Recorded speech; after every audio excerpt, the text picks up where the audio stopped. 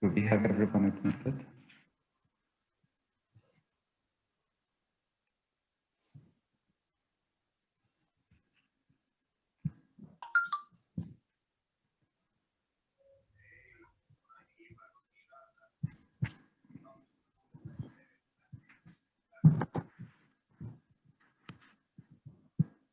Okay. Hello, everyone. Today we have a seminar from Alex Jimenez, a friend of mine, and a colleague of mine from my previous project, Circular Design. And we worked together. I was in Ireland and he was in Barcelona, obviously. He's a designer and engineer from Barcelona with more than 15 years of experience. And he is the co-founder of Nutcreatives, a design consultancy firm in Barcelona.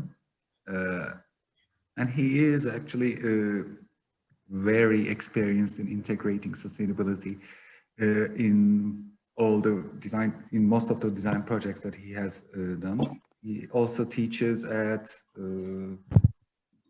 where do you teach now, Alex? Well, a few universities here in Barcelona. I collaborate with some of them. Yeah. Okay. And he generally teaches sustainable design to students.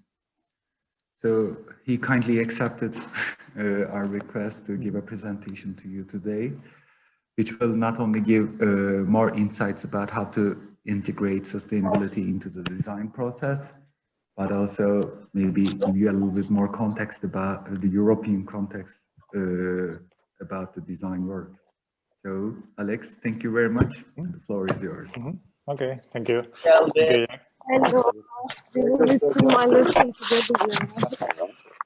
Okay. Well, thanks, Yekta. I'm really happy to be here and to share my projects and my vision with you. The presentation has a few different parts. The idea was to leave at the end, like 10 or 15 minutes for questions, but if something comes out and it's something important, feel free to stop me and I can explain a little bit more something about a project or answer any doubts that can appear. Let's make it online is not as easy, but let's make it interactive if possible.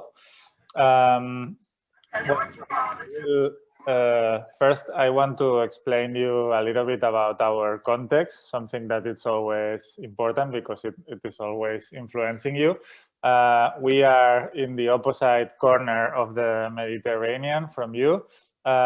So this makes us a country with some similar aspects in comparison with Turkey. Amazing weather, for example, or and there is a lot of craftsmanship that I'm sure you have a lot there too.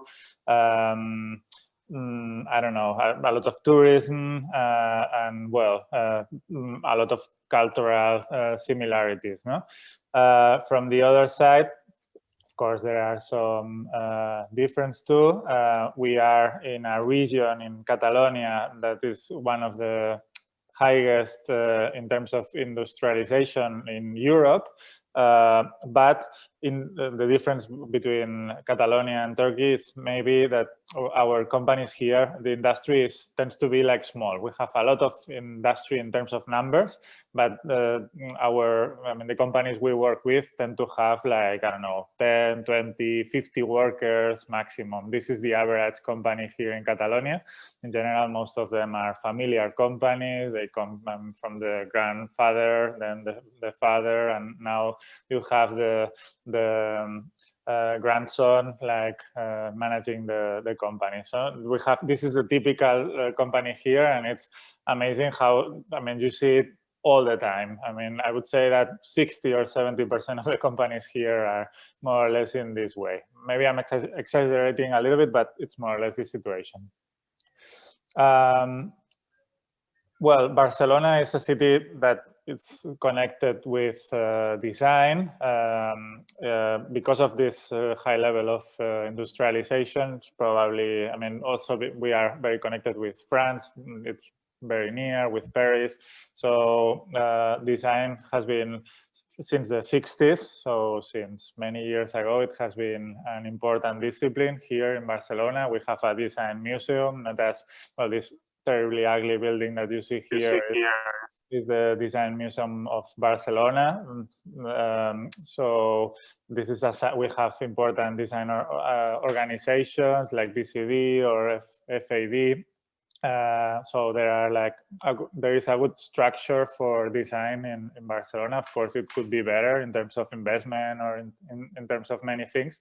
But well, I think we are not the worst place in the world for design. And many people come here to Barcelona looking for design and to hire designers. And so, and actually they say Barcelona is the city with more design schools in the world. I don't know if this is true, but you can count like 15, 16, 17 design schools only in the city. So the numbers are pretty amazing in terms of how many designers come out from our schools here.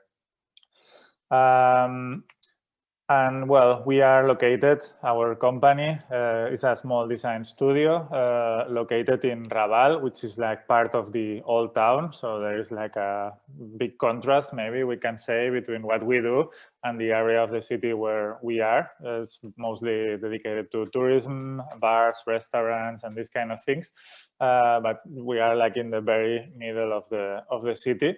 There are other parts that are much more modern where designers tend to be, but well, we ended here and we are really happy.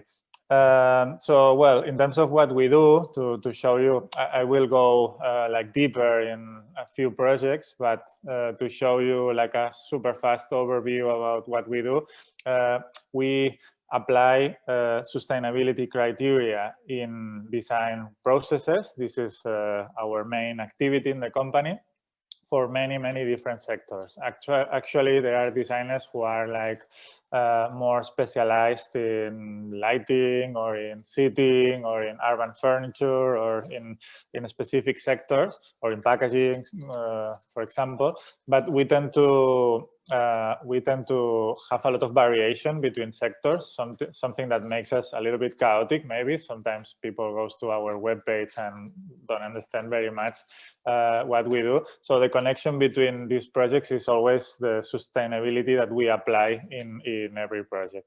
Well, you can see here from toys to furniture, lighting, complements for the home, urban furniture, trophies, sign systems, well, a lot of variation actually. We also have, as Jekta said, a big part of our time is dedicated to teaching. We consider that sustainability applied to design is something that is still to be discovered. So we are always helping institutions, organizations, universities, design schools, even high schools. Sometimes we collaborate with younger students, showing them how design can use sustainability criteria to improve the environmental impact of products. Here, for example, in this image, we are collaborating with the Catalan Waste Agency that hired us to organize a workshop between producers of electronic devices and recycling companies of electronic devices. And then we design a methodology to work in groups and to collaborate and to discuss and to, of course, to put on the table sustainability criteria that can improve the environmental impact of what they produce. So we have this theoretical part that is also really important for us. So we spend a big part of our time writing and preparing workshops and classes and everything. We, as Jekta said, we collaborated in this project together with him. It's called Circular Design Europe, and our commitment in this project was to create a best practice publication. We spent like a lot of time, actually much more than expected, interviewing companies with really interesting projects and trying to understand their methodology, something really important in design, but especially in sustainable design, I would say it's even more important. And developing a publication that is online, and I'm sure you can see, or I'm sure even you have seen already, because I have told you. And well, we learned a lot seeing how other companies develop or introduce sustainability in their design projects. As you can see here, the companies had also a lot of variation between them in terms of sectors. I mean, from glasses to speakers, bags, coffee capsules, sweaters, lamps, office furniture. I think this demonstrates that good design or sustainable design, or I mean the methodology we follow, not we like Nutcreatives, we designers follow, can improve almost everything, because it's a question of understanding the context, the problems that are created, to apply some innovation and the good strategies to improve a product, and then of course, to follow a correct design process to get a good result with good environmental impact, social impact, and everything. I think this publication also demonstrates that. This is like the boring part of the presentation. Now I'm going to start with the design processes and some examples that we developed. Well, actually not, sorry, because we have, there are a couple or 3 slides more, but I think they will help you to understand a little bit the rest of the presentation. We consider us as connectors, actually. Of course, we are a design studio, but we like to see ourselves like people that is connecting an interesting material that has a better environmental impact with the proper suppliers, with, of course, our clients, the user. No? At the end, the design is an amazing connector between different actors, companies, resources, and everything.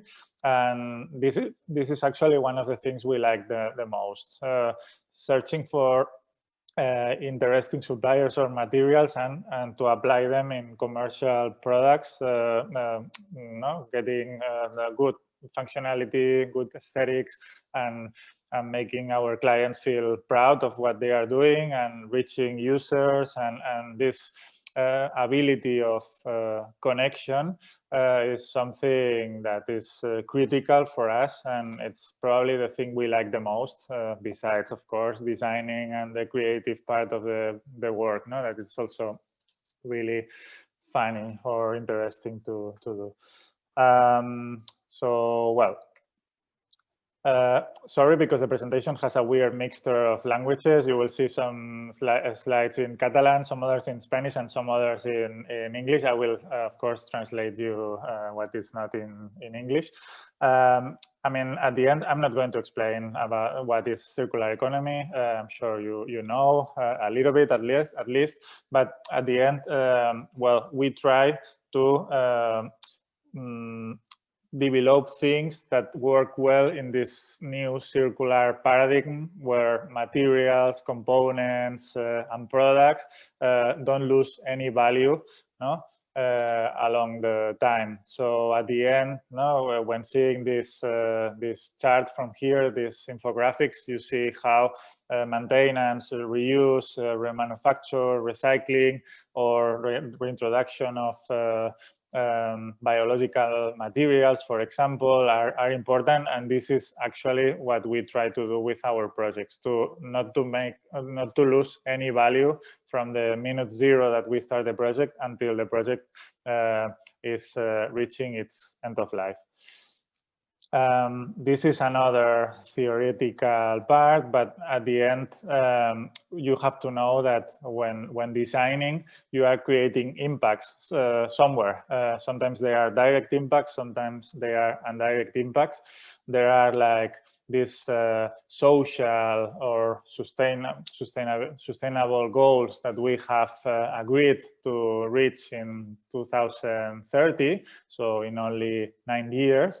And design actually has a lot to do about them. I mean, you can see some of them: sustainable cities and communities, number 11, responsible consumption and production, number 12. But and this, you have a direct impact when designing in them.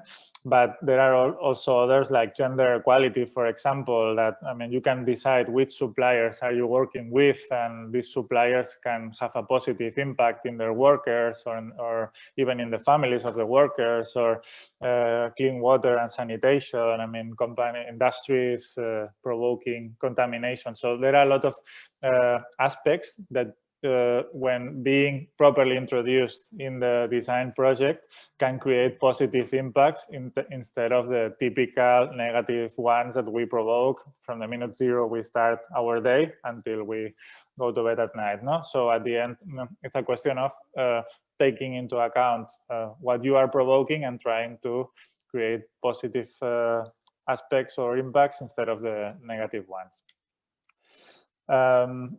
This is a really important infographic that describes super well, I would say, why to introduce sustainability in the design process. I don't know, maybe you have seen this chart already. Here you can see the life cycle of a product. I mean, from design, material extraction, distribution, production, use, and disposal, the end of life. And you see two lines here. The darker one, the bright red one, is the environmental impact. And of course, when moving forward in this life cycle, the environmental impacts go up. Material extraction has an impact in the environment, production has an impact, distribution, production, and the rest of the life cycle. But it happens the opposite with the impact prevention capacity. No? When designing, everything is to be decided. So at the end, when designing, I'm choosing materials, suppliers, production processes. I can design to get an efficient distribution or an efficient use of materials, of energy, or I can design a product that will have a good end of life, a good recycling, for example, or a good maintenance. So at the end, I'm taking a lot of decisions that will prevent the environmental impact that something is going to provoke. So why not to use this amazing potential we have when designing? Because at the end, I don't know what happens there, but here a lot of attention is always put in the end of life. No, the administration is always telling us you need to recycle better. No, this is a typical thing. I mean, plastic goes into the yellow container, paper goes to the blue one. Don't miss the right one. We need to recover materials. It's good for the environment. And this is obviously true, and we are not against that. But designing well, we would solve everything bad that is about to happen after. So why not to use this potential in our design process? We have a lot of responsibility because we are planning what is going to happen. Actually, they say that even until 80% of the environmental impacts are decided in the design stage. So the level of decision we have is really high here. We want to consider us as, maybe I can reduce this because maybe I'm, okay, sorry. We want to consider us as something in between an environmental consultancy, a design studio, and an engineering office. Of course, we are mostly a design studio, and we are known as a design studio, but we want to think that we are in a balanced position between these three disciplines: sustainability, design, and engineering. I myself, I am a designer and also engineer, and I have been working in sustainability for a lot of years, actually, too many. So I want to think that we try to find a good balance between the three disciplines, not giving more attention to any of them in relation of the others. No? And that's why we get products that are easily produced, that have a good design, that is proper or adequate for the user. We also include environmental aspects in our design processes. So we are also reaching better environmental impact. So for us, there is no priority between these three activities, let's say. And we also believe a lot in multidiscipline. We are always collaborating with people with other disciplines than ours. Actually, we are founded by me, designer and engineer, and an industrial ecologist that was in the team at the beginning. So this shows a little bit which one is our approach. In terms of services, well, super fast. I mean, we, of course, as a design studio, we do design, circular design, let's say. We also participate in consulting projects where we are doing more theoretical things, helping companies to be a little bit more sustainable without designing anything, and also a lot of training and research. In terms of how an eco-design process should be, in our opinion, I mean, the stages we follow when a client contacts us and we start working for them.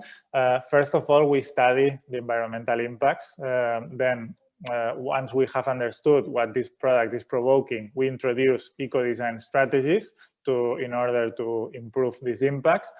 Then we start conceptualizing. So we start developing like sketches like you do in every normal design project.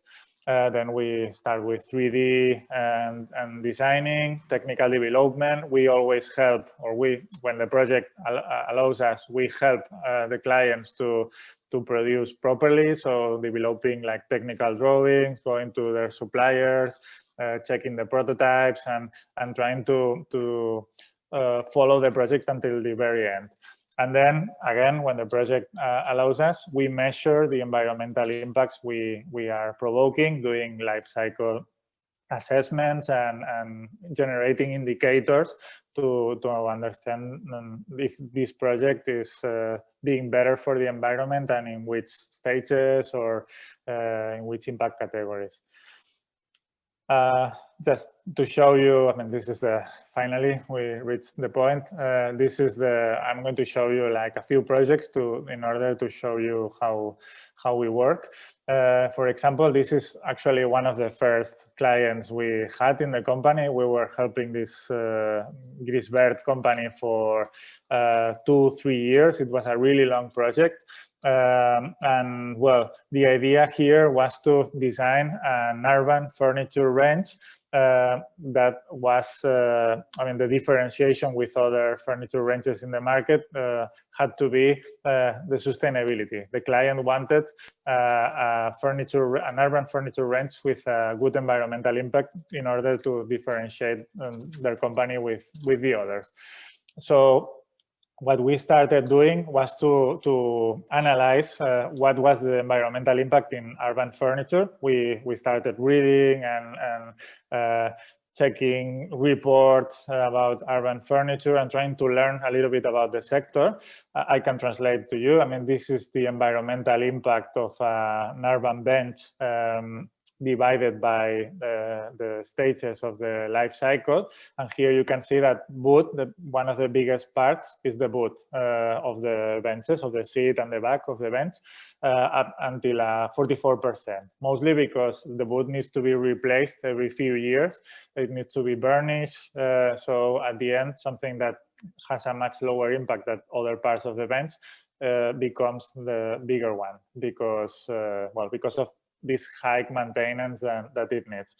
Steel legs are 21%, distribution 5%, burnish 17%, cleaning 7%, and repainting 3%, and the end of life 2%. So at the end, we noticed something that surprised us a little bit, that the biggest impact was in boot and maintenance, no? Because at the end, of course, production has a big impact too, but if you are going to design a bench, probably the production is going to be done also, no? So at the end, it's like, okay, then let's try to reduce maintenance in our benches.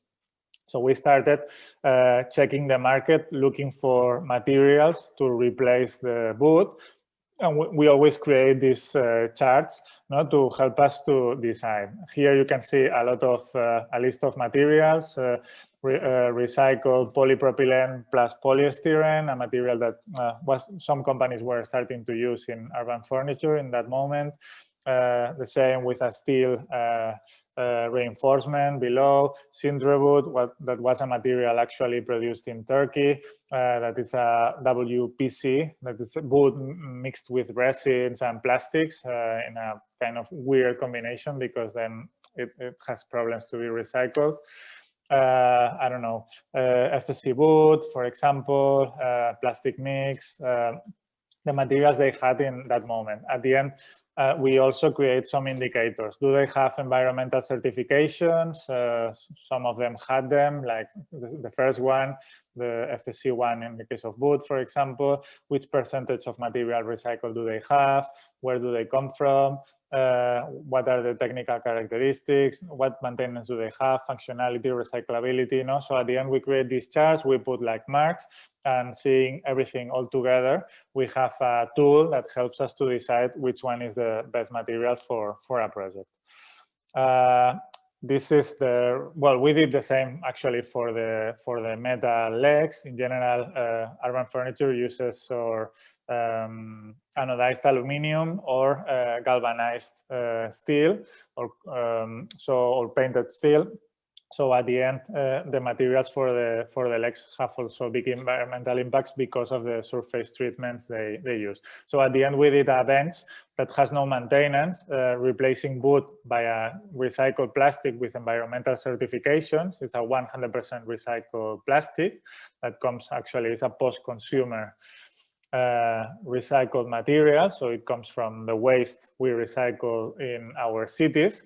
So something also really positive. With no maintenance, it resists really well at the outside. Then and the typical steel or aluminum legs are replaced by corten steel, which is a kind of steel that is, it has the oxidation of the metal is done by itself. So when it's oxidated, it's protected, automatically protected without any surface treatment. This is kind of orange steel that I'm sure you have seen in many buildings or sculptures or. So at the end, it's a bench that can last longer in the outside.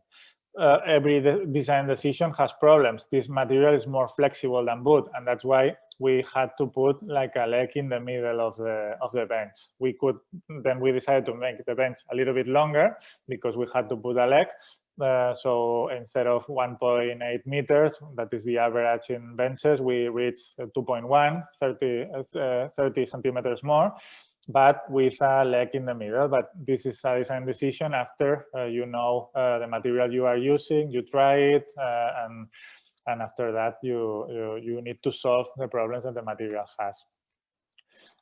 Here you can see a little bit the material from the inside. Because of its post-consumer plastic, it has this mixture of different components here in the middle, but something that is not ugly for us, but it's something we had to explain to the client, and the client had to explain that to their clients that are municipalities, cities.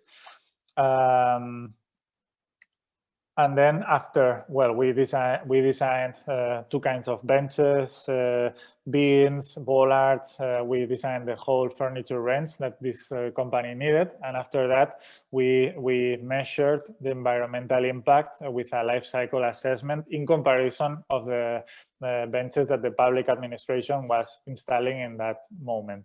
You can see the comparison here between the gray one is the old bench that the public administration was buying, done in anodized aluminum and wood, and the orange one is ours. And you can see how the environmental impact in terms of production is lower because there are no surface treatments in our bench. In terms of distribution, our bench was a little bit worse because it was heavier and was coming a little bit from afar. In terms of use, because of there is no maintenance, the impact is half. And in terms of end of life, well, because of well, it was good in both aspects, in both benches, because of, I mean, you were recovering the aluminum from the old bench, and you were recovering also the steel from ours.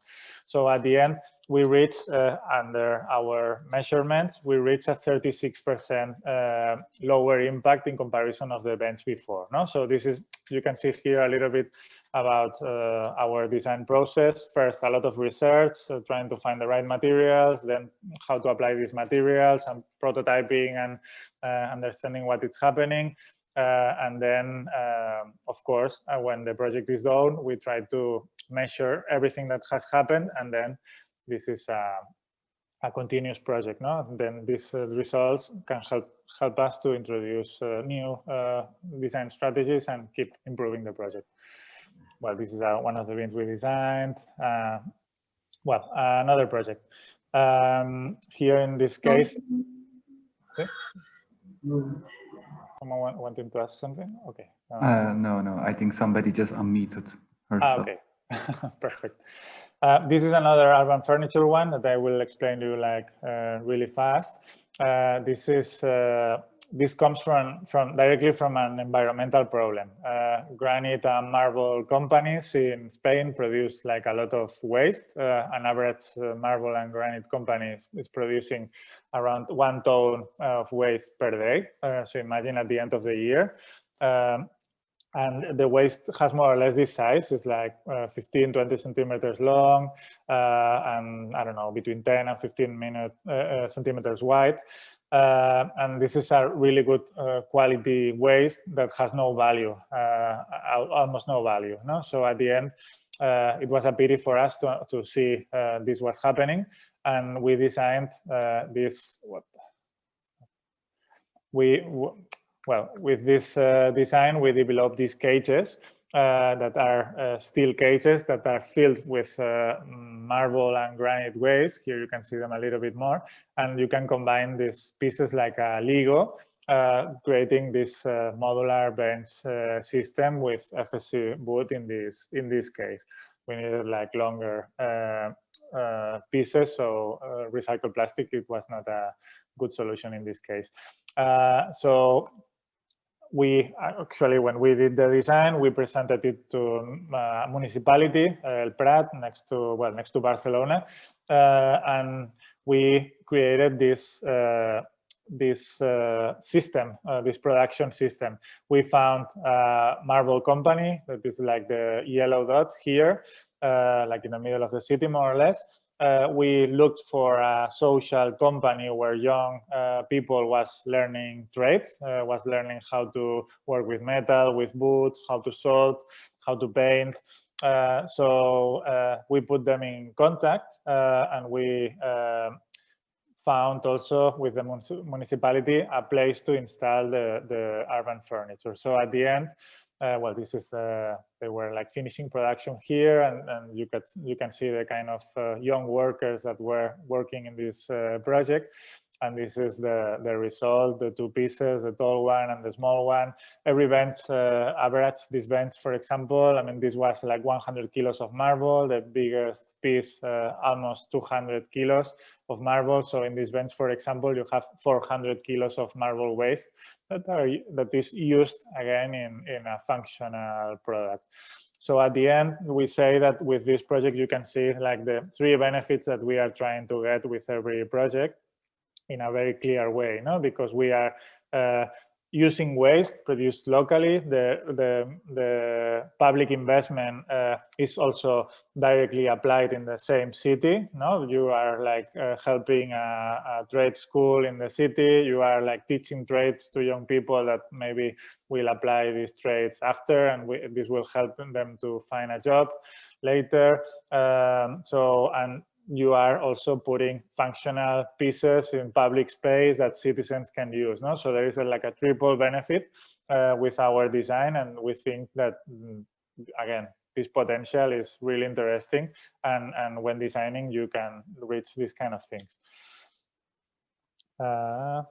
well, to show you a little bit about a project from a different sector, we are working now for a tech brand, for a new tech brand that they are developing, like earphones, USB cables, batteries.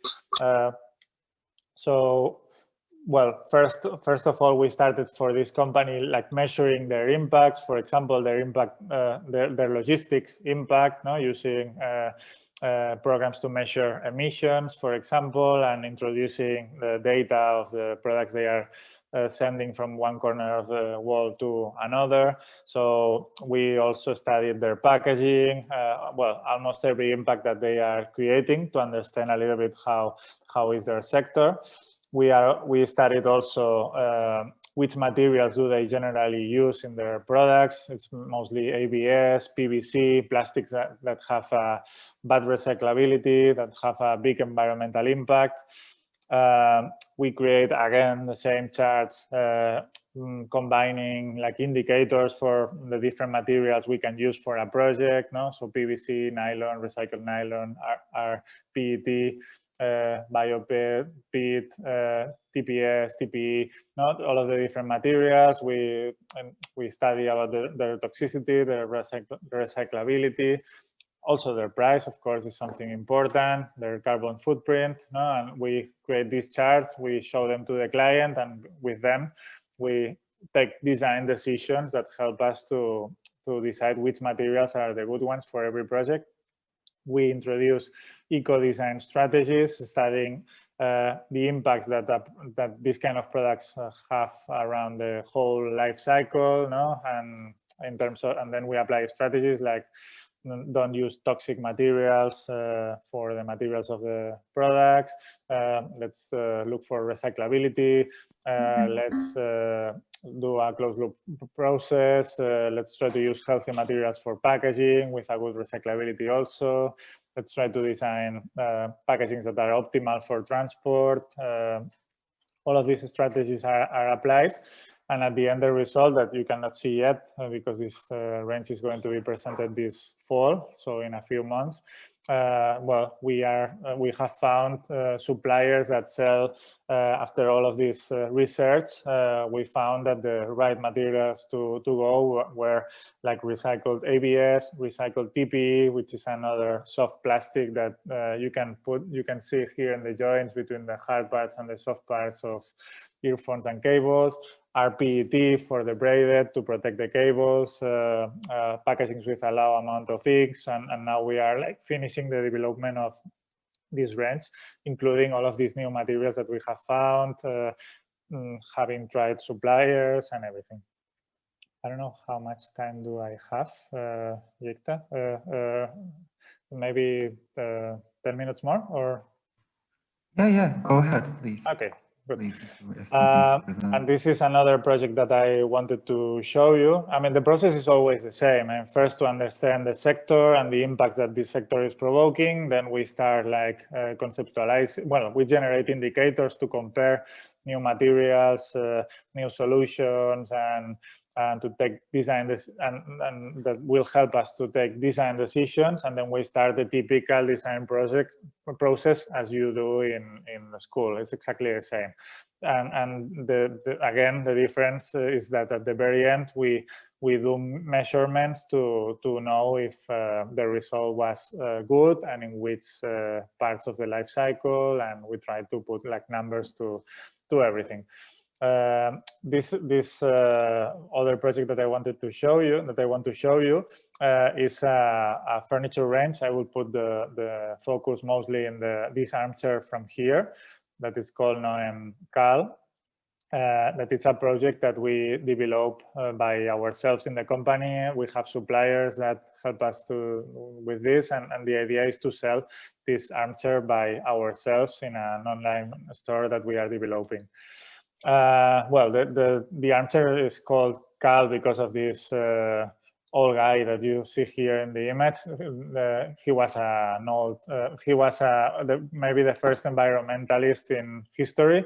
He was from Sweden, and he is the one who started studying animals and plants in nature. He's the one who invented these two names in Latin that we use to to talk about animals like Canis lupus, no, when talking about wolf. So he put a lot of attention in nature and environment. He was called one of the most important people in their age. So we make him like a homage using his name for the armchair. So first, when designing an armchair, what do we do? Let's study what is happening in terms of environment. First thing, upholstery is impossible to recycle. No? You have foam, in general, polyurethane foam. You have like glues, you have fabrics, sometimes you have structures inside to give a structure to the sofa or to the armchair. So you have 3-4 different materials all combined, and every material has a different need in terms of end of life. So altogether, recycling of upholstery is almost impossible. It's really bad.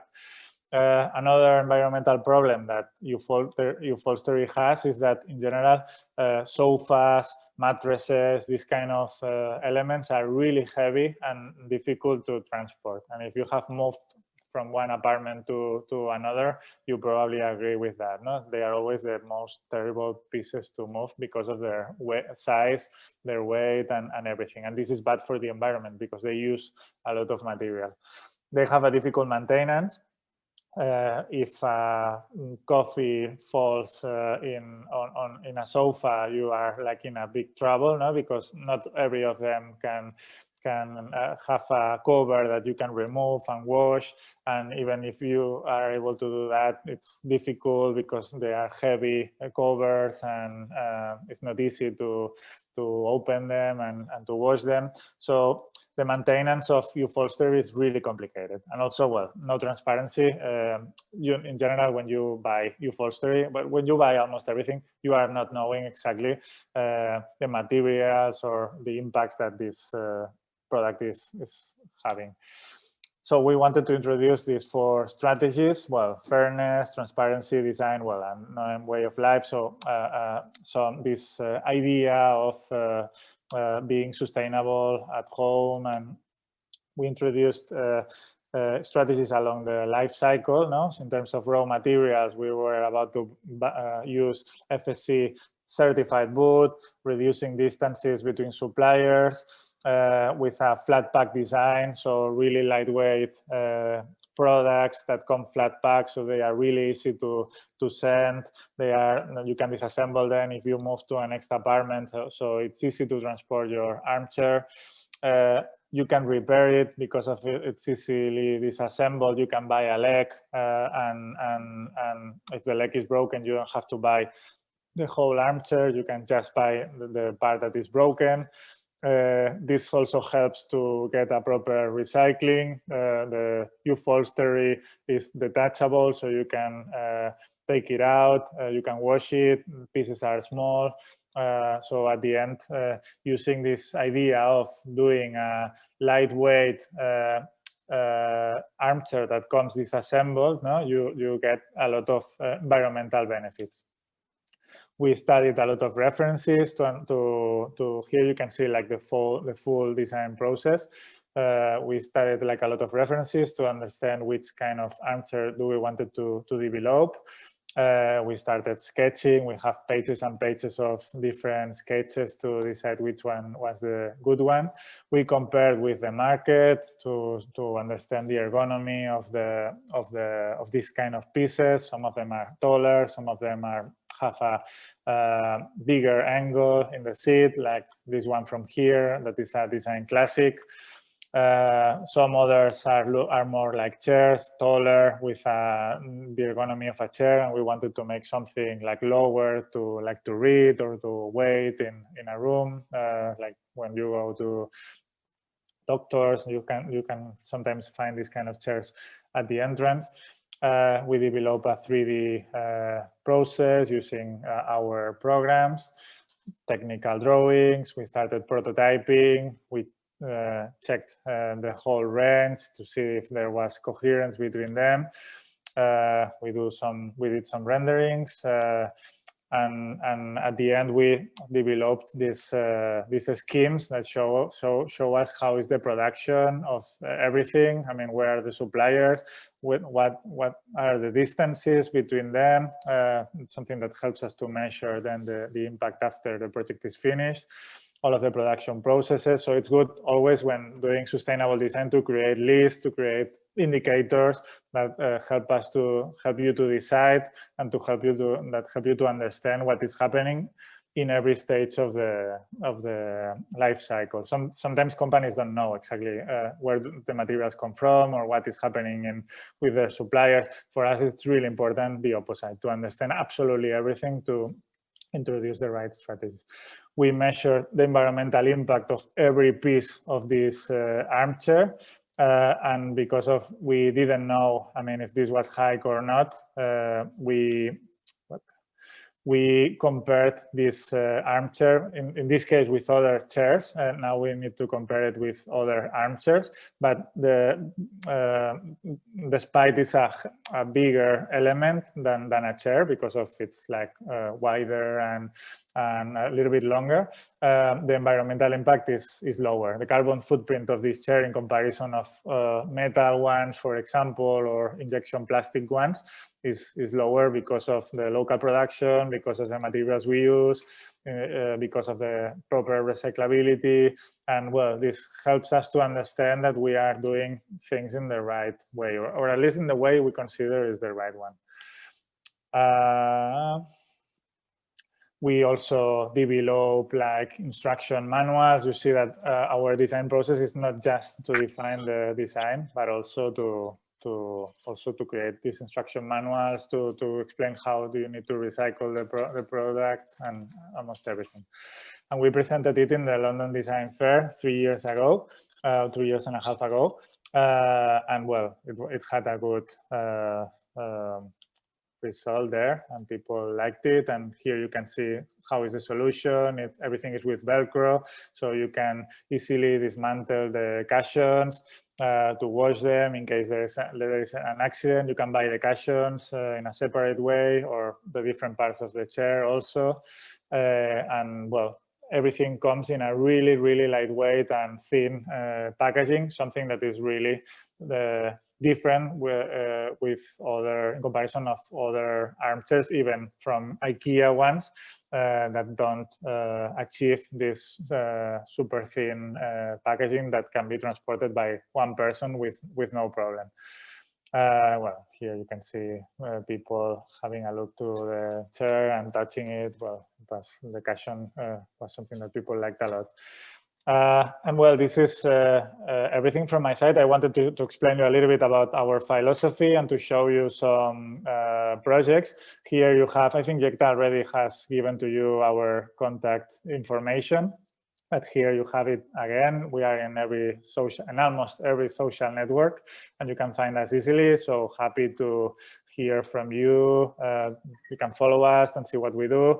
And well, happy to interact if you have any further questions or everything. Thank you very much, Alex, for the very detailed presentation, actually. Well, I am curious about a lot of things, but I can ask them later. So if there's anyone who wants to ask questions to Alex while he's here. May I ask something? Sure. Okay, first of all, thank you for the presentation. It was really great to understand the sustainability considerations for us. I would like to ask about the manufacturing methods or recycling methodologies. For example, I see that you shared you are using some recycled materials, combination of these recycled materials to reduce the amount of carbon dioxide footprint that product has. But I also wanted to ask that this recycling processes also consume some energy, as I know. What is the role or place of this processes in terms of sustainability? How much it takes to recycle a material? Thank you. No. Thanks to you for your question. In general, I mean, you have to go in every material in detail. No, you cannot talk about recycling materials is positive for the environment. Maybe this is a too big assumption. But in general, when using a recycled material, you are using a material that has a lower carbon footprint, because the transformation process, I mean, to obtain plastic from oil needs many more processes than to just melt it again and to do pellets again. So at the end, that's why in general the carbon footprint of recycled plastics is always better than the original virgin ones. So in general, is always a really good idea. The problem of recycled materials is always the sourcing, no? That not every country in the world is separating properly. Not in every material in the world you can find a good recycled option. But if it's the case, I would say it's always a really good strategy. And also you are helping to reintroduce materials in the chain. We are like filling the wall with waste, and it's good that we designers decide to reintroduce them in the chain again. So I would say it's also positive in this sense, not also in terms of carbon footprint, but also reducing the amount of waste that we are creating. Yes, thank you so much for the answer. It cleared my mind. Okay, thanks to you.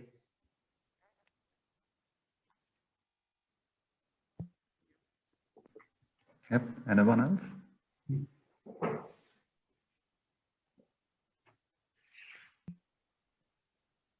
If nobody has any questions, I have one. Mine is a little bit different though. At the beginning of your presentation, you mentioned about some family companies that you have in your area. I was wondering, does your approaches to sustainability or implementing different approaches differ from family companies to regular, more formal companies? Well, it depends on every company, I would say. It depends on the approach and the philosophy of the people that is managing the company in this moment. At the end, it's in general, I'm not very much into familiar companies because they tend to repeat the mistakes from the generations before. But sometimes you have companies that where the son or the daughter that is managing the company now wants to change everything. No, can you maybe sorry, because there is like a lot of noise here.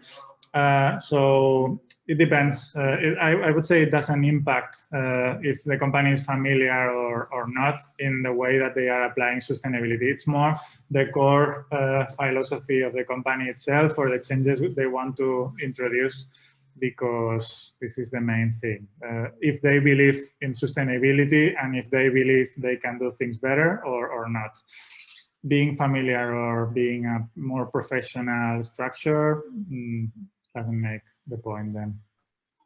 Okay, thank you. Like you mentioned, like you said, I was wondering if those traditional approaches would clash with sustainability at times. Thank you. Sometimes it happens. I totally agree with you, but sometimes you find that they are renewing absolutely everything. They want to put the company in the future, making changes. So there is a lot of ambition sometimes in familiar companies. But it's true that it doesn't happen always. It's a pity, but. Okay, thank you. Okay. Can you hear my voice? Yep. Oh, okay. I'd like to ask you a question as well. Actually, two questions, but let me start. The first one is, when do you utilize the term sustainability while designing? Because it demands a completely different research and development, and you have to put some time into it. But as a designer, there is a problem that you have to solve. But during that, you also want to implement a sustainable manner to your design. So when this term sustainability kicks in during designing? Okay. I will try to answer because I would say at the beginning, when you are like establishing the criteria, let's see if I understood your question, but if not, let me know. When you are like establishing the criteria you are going to solve with your design, no, you are like studying what the functionality of the product is going to be. You are like deciding the aesthetics that the product needs, the finishings, color. Bueno, color is something that you add at the end, but when you are establishing the criteria to work with in the design process, it's where you should also introduce sustainability aspects. It's nothing you can do. It's something that people does at the end, like only when deciding suppliers with the design already done. It's where, okay, let's try to introduce these strategies, maybe to look for the right supplier or to apply the right material to the design with the design already done. Something that is a little bit ridiculous in my opinion. In my opinion, sustainability needs to be included in the whole process, but especially at the beginning, because you are going to apply criteria when designing. No, you need to know which criteria you're going to apply when starting the design process. So this is the right moment for me, in my opinion. But at the end of the project, again, when you are measuring the impact that you are provoking. Okay, I mean, well, let me then continue with the other part of my question. Well, there are many large companies that are considering their yield, or let's say financial sustainability, but not in an environmental, but you know what I mean. They have to be in a continuous pace in order to sustain themselves in terms of economics. And because of that, they tend to not focus on environmentally sustainability into their systems. And how would they implement it? Or do you believe that large companies would ever start thinking about sustainability like you do? They are actually. I mean, of course, I can put you examples of companies that are doing terrible things, but there are other super big companies that are introducing big changes. Actually, IKEA is considering to rebuy the furniture they sell and to fix it and to sell it again. And they are considering to hire their furniture in the stores. I mean, this is something that a company of the size of IKEA is considering seriously. And I can put you many examples of other companies from other sectors. The thing is that in my personal opinion, to divide between economical sustainability and environmental one, to separate them or to make them look like enemies is something that is a really bad strategy. Clients are asking for sustainable options already. This is happening now. So if you are not offering the solutions they want, they will go to other companies to find them. So of course, this is something that is still growing, no? How many customers include sustainability in their buying criteria? Maybe 10%, 5%, I don't know. But what I'm sure is that if now it's a 5, next year will be a 6 or a 10 or a 15, and the year after is this percentage is going to continue growing.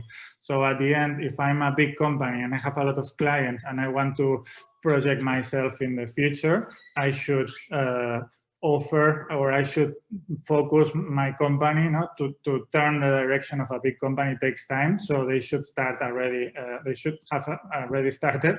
They are late, but if they haven't, they should start now, because in 5 years there is going to be a generation of customers that will demand, for sure, things that are fully sustainable with transparency and clear information. So, and this is positive for the economy, because if not, they are not going to sell very much, I think. So it's really informative. Thank you. Thank you so much. Thanks to you. If we have a time, I have another very short question, if I may. Sure. Okay, thank you. Lastly, I would like to ask about the motivation of the companies who come and to ask for the sustainability solutions into their products. I know that it's like most company might want that, but what is the actual motivation behind their act? I mean, again, there is a lot of variations from one company to the other, to others. I mean, first, there are companies that want. I mean, let's start with the bad aspects. No, but some companies want to wash their image.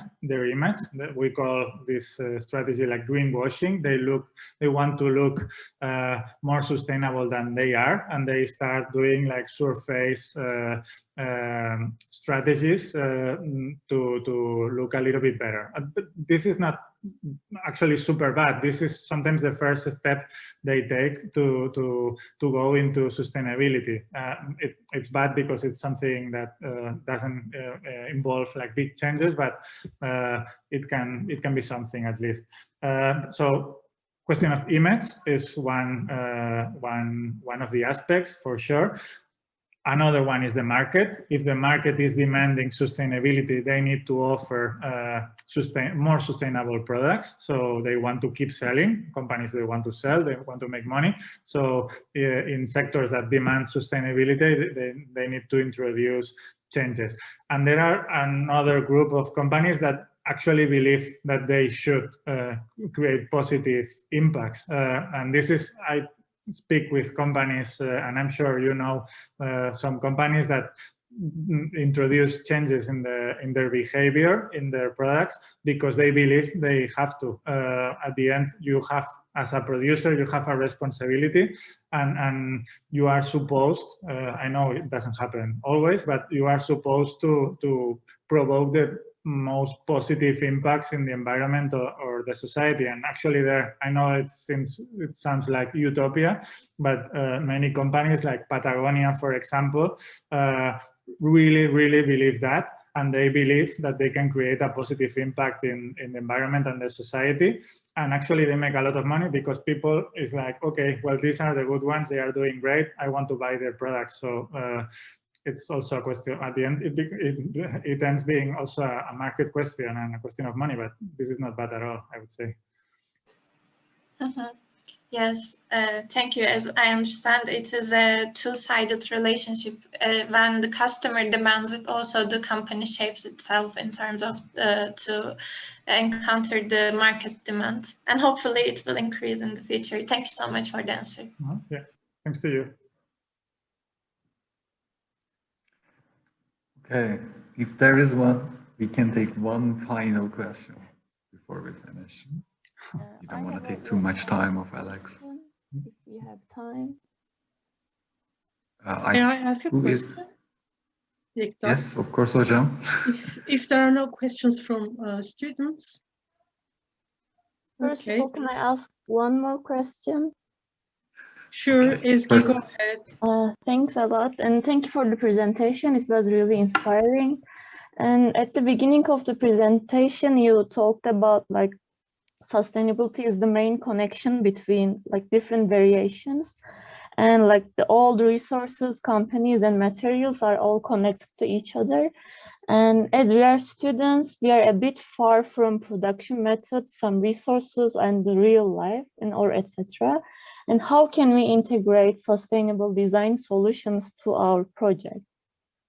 And that was all. Thank you. I mean, of course, when doing a school project, you don't have these real inputs, or not as real as maybe the ones we have at work, but you can also study how things are happening in the real life. So I would say this is the way to go. I mean, if you are doing a school project in the, I don't know, electronic sector, in the packaging sector, you can study what is happening in there. No, you can study what are the impacts of packaging, you can study the impacts of each packaging material, and then you can try to implement eco-design strategies to reduce these impacts in the sector. And of course, probably this project is not going to be produced, but the criteria is there. The same, you are trying to do something functional, despite this is not going to be used by anyone. You can also introduce sustainability, despite this is not going to produce any impact because it's a school project, no? So it's the same idea. But I think it's really good that you start already now, because if this is increasing, you are about to start being professionals very soon. So I would say it's a good moment now to start experimenting and practicing with these aspects, because for sure in a few years they are going to be something that you will have to use at work, hopefully, at least. So I would say it's a good moment now, even it's not going to be produced. Thanks a lot. Alex, do you have time for one more Yeah, question? sure. Yeah. Fatma Hocam, Yeah. please go ahead. Thank you very much, Alex. It was a great seminar. It was a nice learning experience for me as well. I have an observation, and I would like to ask your opinion. I noticed that some strategies may work well in some certain sectors rather than in some others. Do you think that these strategies are sector or product category specific or sensitive? For example, but on the other hand, there are some strategies which may be essential for any sector or for any product category. For example, minimizing production waste seems to me that it's an essential strategy for any product category, for any sector, whereas, for example, lowering maintenance may not be the most important or high priority strategy in some product categories. I also noticed that in some sectors or in some product categories, empowering users has a lot to do with the environmental impact of the design in general. What do you think? How can we prioritize those strategies in accordance with the product category? Do you have any practical shortcuts that you can offer to us? Thank you. Yeah, sure. Thanks to you for your question. Yeah, I mean, but actually my answer is not going to be like a sustainability design or like a sustainable design one. The thing that you need to do is like you always do when designing. You need to understand perfectly fine in which sector you are working with, for which kind of user, for which kind of company, with which kind of material, and then choosing the right strategies to go with each project. Of course, there are some main strategies, as you said really well, that tend to work more or less fine for everything, but as a design strategy or an eco-design strategy is like a tool, and you cannot use every tool for every thing, no? A hammer is not the same than a screwdriver. So at the end, they have two different functions. So at the end, you need to choose which one works better for each project. So at the end, is getting a really good understanding of what you are designing and then choosing the right strategy to go. And this also needs to consider how the user is going to work with this product, because at the end, the user stage is part of the life cycle. So if you want to improve the environmental impact also in the user stage, you need to understand how the relation between the user and the product is going to be. So of course, to empower them, as you said, is also essential to get the proper environmental impact. So it's just a question of doing the right research and understanding well the context and the situation, and then using the proper strategies. So design criteria is always the way to go, like in every design process, sustainable or not.